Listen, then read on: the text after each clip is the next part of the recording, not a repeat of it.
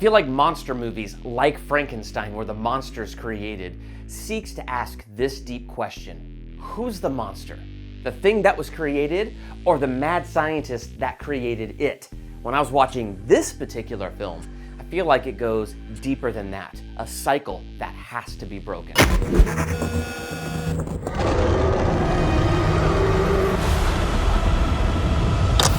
Welcome to Durbania. I'm Durbin, and this is my spoiler talk theological analysis for Guillermo del Toro's Frankenstein on Netflix. You heard the warning, spoilers. So if you haven't seen it, I'm diving into all kinds of spoilers here. And if you have seen it, well, let's jump into this and let's talk. Now, if you're brand new to my channel, one of the things that I love to do as a Christian is watch film through that Christian lens and find those deep messages. One of the deep messages that I found in this movie, it goes beyond this idea of who's the real monster, the mad scientist that created it or the creation itself.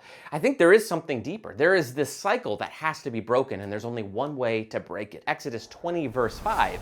This movie is a great picture of this. The sins of the father will be visited on the sons.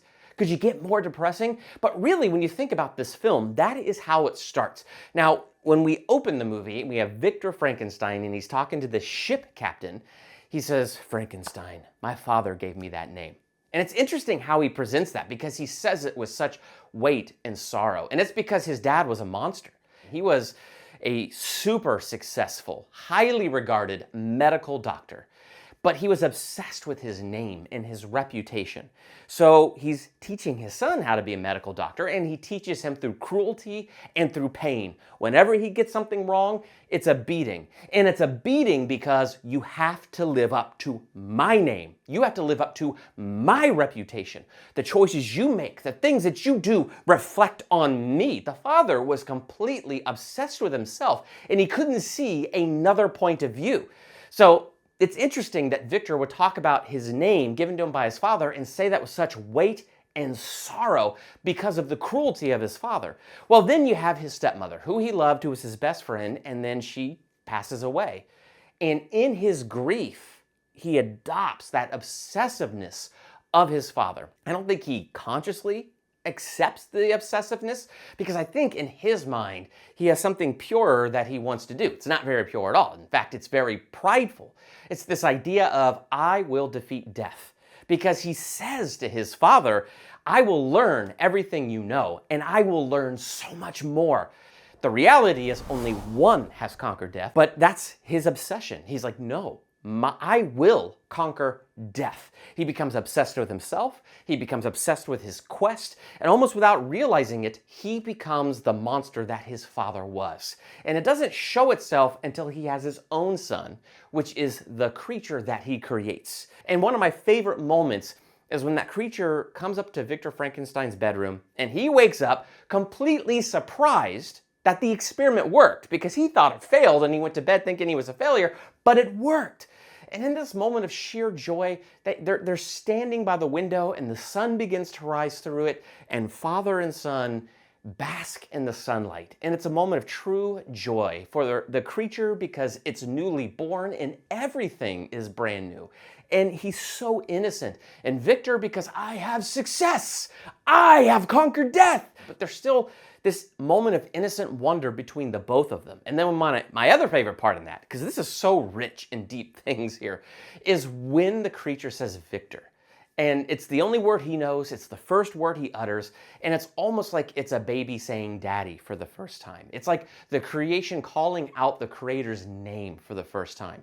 And the name Victor is said with such awe and wonder. Wow. So Victor's response is to take the creature to the basement and chain him up. And then as he's trying to train it and teach it and grow it, he gets frustrated. And when the thing can't learn English and learn words beyond Victor, he beats it and torments it, because he has become his father. He has become that monster. He carries those sins with him and has carried it to beat this monster with, because here he is trying to conquer death. And now he's saying, oh, all you can say is, Victor, I failed somewhere. The great Victor Frankenstein. You made a mistake. I mean, you have that scene where Elizabeth comes in and she says, hey, you're upset that this is the only word he can say, but you're not paying attention to the awe and wonder in which he says it. And he's saying, no, I'm a failure. I messed up somewhere with its brain, with its mind. I missed a calculation. I missed something. He's not living up to that reputation that he's supposed to have. And so all he can see is himself and his failure, and he can't see this creature.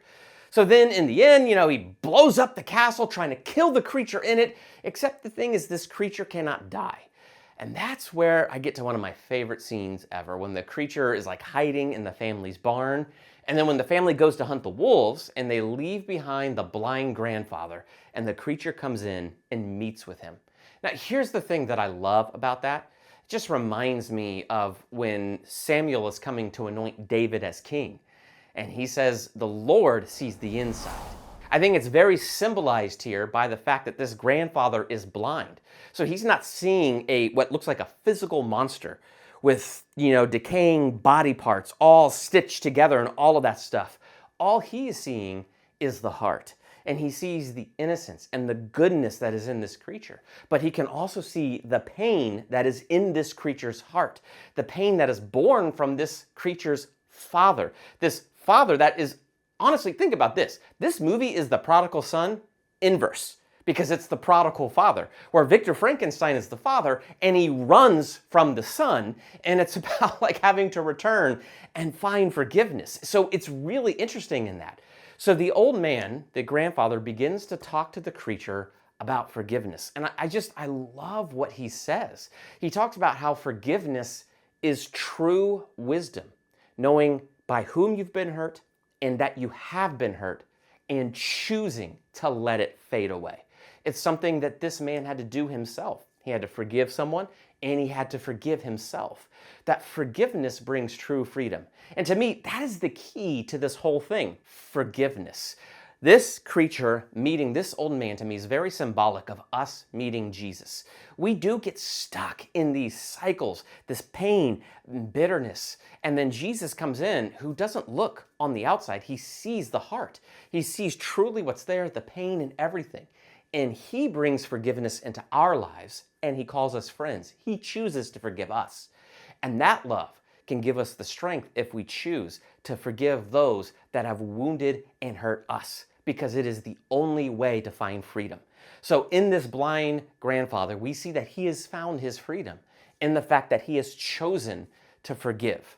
Well, then after he's eaten by wolves, you see that this creature is very, very human, because don't we all struggle with the idea of forgiveness? The creature maybe could try to forgive, but he can't forget. And it's in that memory that the pain keeps resurfacing. Finding that he can't die. He was in the castle that exploded, can't die. He was shot a couple times by some hunters, can't die. So now he's destined to live, which is a powerful thought. And it takes me back to C.S. Lewis's The Magician's Nephew. There's an amazing quote in that book that says, length of days with an evil heart is only length of misery. And you could just sense this is where the creature is at. So the creature's first idea of a solution is, well, I can't forgive Victor. Dang it, but I need him, because then he needs to make me a bride, another like me, so that I at least have companionship in this painful eternity, because that's what it's going to be to him. The fact that his heart is full of bitterness and hurt, and that he can't seem to let it go to heal, means it's a life eternally destined to pain every single day.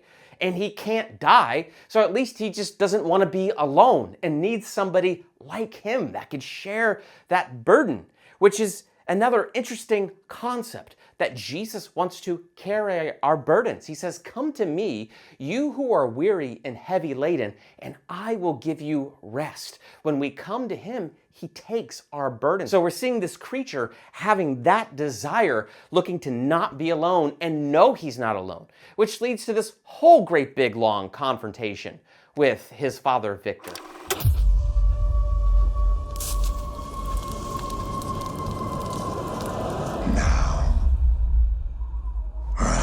And there's so much tragic casualties of war here, where Victor loses his younger brother, where the creature loses Elizabeth. It's even more loss. So he's going to live every day with all of this loss. He wants there to be somebody like him. And if Victor is going to refuse to do that, well, then he's going to cause his father the pain that he has in his life.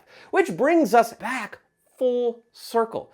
Now that Victor is wounded, now that Victor is at the end, there is a true gift presented to both Victor and the creature. And that gift is the moment to reconcile, the moment to have forgiveness. Victor even asks, not only will you forgive me, but will you say my name like you did when you first woke up? Because just as his father put such a burden on that name, the way that the creature says the name is an easing and a lifting of that burden. So the monster chooses forgiveness, and he chooses it truly and genuinely. And it's interesting because you can see right before Victor dies that it releases Victor. That even though it's his final moments, at least in the final moments, he had that peace. He made a lot of mistakes and he saw it. For the first time, he saw the creature's perspective.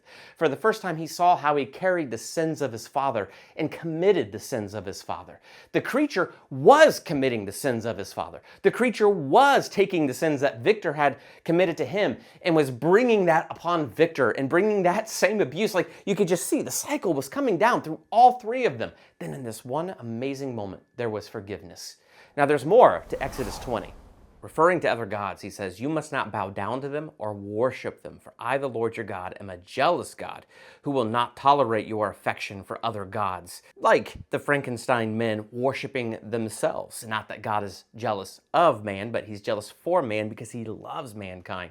"I lay the sins of the parents upon their children. The entire family is affected, even children in the third and fourth generations of those who reject me. But I lavish unfailing love for 1,000 generations on those who love me and obey my commands." I think this movie beautifully paints and shows us the picture of what that verse means. God isn't up there trying to punish, generation after generation for the sins of this previous generation up here. But it's amazing how sins and these things can be repeated generationally, how they can be passed down even to the third and fourth generation. And we start to see that in this movie. But there is a wonderful comparison that shows how much greater God's love is, that he lavishes love to 1,000 generations. And that's how this movie ends. It ends with the creature free because he chose forgiveness. He released the burden. He did exactly what the old man said and is choosing to let it fade. He chose true wisdom. And it ends with him walking into the sunrise, not a sunset, a sunrise, the hope of a new morning, in the freedom of forgiveness, of him being forgiven and choosing to forgive the one that had wronged him.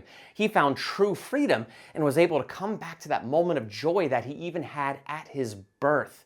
God brings forgiveness, and his love is lavish to 1,000 generations. It is so much greater than our wrongs. It reminds me of the New Testament, where it says, where sin abounds, his grace abounds all the more. It's not a license to go and do all kinds of things wrong, but it's an amazing thing to know. That is how much greater God's love and grace is. It's greater than it all. And when we let that into our lives, we can find true freedom. When we choose forgiveness and release bitterness, we find true healing inside and out. I must confess, I never considered what would come after creation. What did you get out of Guillermo del Toro's Frankenstein on Netflix? Let's be sure to talk about that in the comments right now. There's so many directions you could go with a theological analysis with this. I want to hear yours. Let's talk in the comments. Be sure to like, share, comment, and subscribe. I'm Durbin. Thanks for checking out Durbania.